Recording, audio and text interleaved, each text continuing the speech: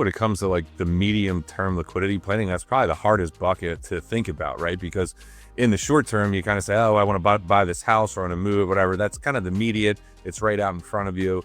And then you go to long term things like retirement, selling your business, maybe buying a vacation home. That, like, if they're longer term goals, they're a little bit easier to plan for. The medium term is the term that I think is the challenge, because it's not quite right in front of you and it's not quite all the way out there. And so those are the ones that tend to creep up.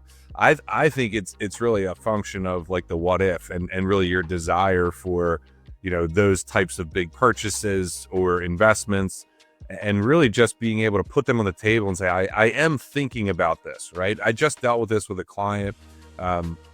We were talking about a second home in Florida, and he was kind of thinking about it. It was like, well, if we're thinking about it, let's start to plan for it. We don't have to maybe neuter the portfolio and pull everything out and sit it in cash and wait. But I think we need to know that we've got the ample pools and pockets to pull from, should this come to life.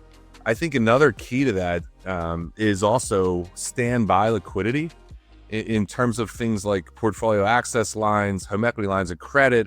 Just having other pools of liquidity, I think of them as like insurance. Is like, all right, well, if we carry a big home equity line of credit on the equity in our home, or if we have a portfolio access line off of our, investable assets, that's just, again, a big bucket of liquidity. It shouldn't cost you anything to keep it in place, but it's there in a moment's notice to tap for those kind of unexpected, or maybe items that pop up that are opportunistic, whether it's an investment or a real estate purchase.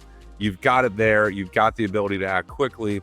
And then whether we keep the debt or not, we've got time post-transaction to work through things like, how do we pay this off? Are we going to go to the portfolio? Are we going to tie longer-term debt on real estate? So that's kind of where I think things lie when it comes to those intermediate-term goals.